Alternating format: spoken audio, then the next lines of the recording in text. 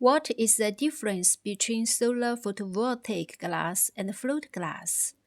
Photovoltaic glass is a special type of glass that converts sunlight into electricity by encapsulating solar cell modules in layers of glass.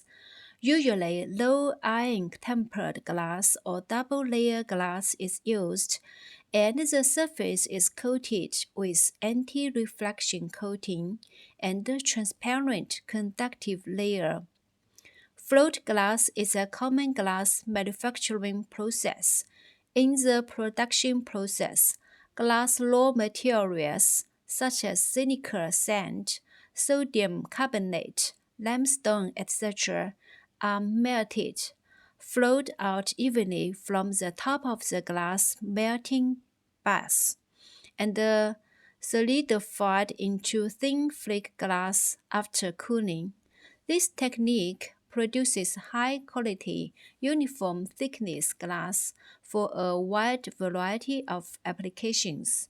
The difference between photovoltaic glass and float glass is mainly reflected in the following aspects. Different uses. Photovoltaic glass is mainly used in the manufacture of solar panels, while float glass is widely used in construction, automobiles, and other fields. Different materials.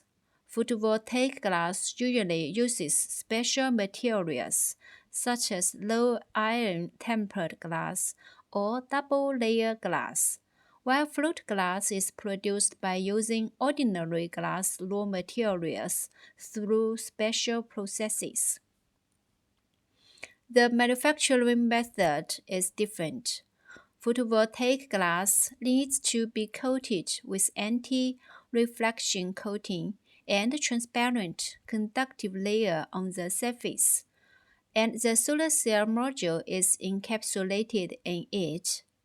Float glass, on the other hand, is made from thin sheets of glass by melting the raw material. Different performance requirements.